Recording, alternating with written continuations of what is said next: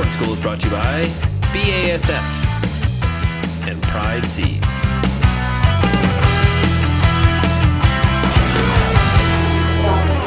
AgBern here with WheatPete. Yeah, absolutely. How are you doing, Bern? I'm excited. Are you? I'm incredibly excited. Things are happening. It's cool. You know why we're excited? We're talking about Corn School 2016 and all the things we're going to have on the next year. Really, cast of thousands. Absolutely. So there's all sorts of people that we've interviewed. We've talked to Randy Dowdy. We've talked to Dave Hooker. You're going to see all of those things. Some really cool stuff. And cast of thousands because we're going to look at corn plants too. So there's thousands of corn plants out there for sure.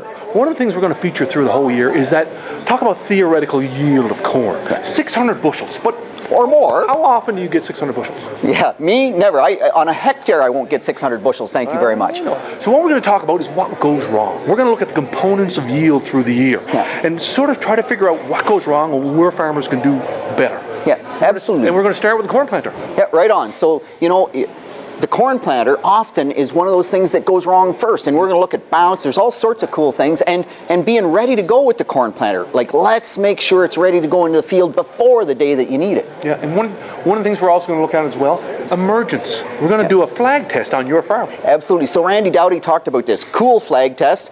Yeah, you're always too busy that time of year, but we're going to do that. On my farm, I'm going to show you how bad a farmer I am. We're going to go out there and flag plants as they come up, and then we're going to follow them through to harvest. We're going to look at the cob size, take them to yield, figure out how much difference does it make. Now, 17.5 inches foot of row.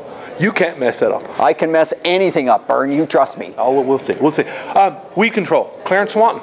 Yeah, Clarence Swanton and Peter Sickma as well. So really intriguing. We used to talk about the critical weed control period. On corn, it was the 3 to 6 leaf stage. No, that's wrong. It's neat. Science can change the answer. So new information. Now it's from emergence to the 4th leaf stage of corn. So that works so well with cover crops as well. So lots of stuff that we can do there, but we got to make sure that corn crop is clean. Yep, nitrogen. Yeah, so nitrogen. So Dave Hooker's stuff. Early, late, band. Yeah, all the different application technologies, the Y drops, what's the quickest way, what's the most efficient way, when does it rain, how does that make a difference? So Greg Stewart's 36 part per million threshold, all this stuff. There's so much we can do to improve the way we get the nitrogen there and boost yields. It's cool. And we're going to talk about protecting yields with fungicides. Yeah, absolutely. So fungicides, you know, again, the Corn Committee trials are really showing that there is this synergy. Like wheat's got a synergy. Yep. I've yacked about that forever. Cool, I can now talk about corn and use other people's data, and guess what? A synergy there as well. So let's look at ramping that up again. We got to get closer to that 600 bushels even if we can't get there. And when we get to the end of the season, we're going to talk about how to manage residue.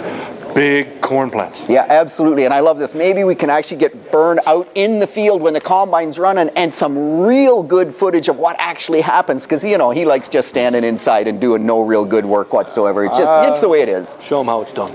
Yeah, absolutely. Show him how it's done. Stay tuned, 2016, Corn School. Yep, be there.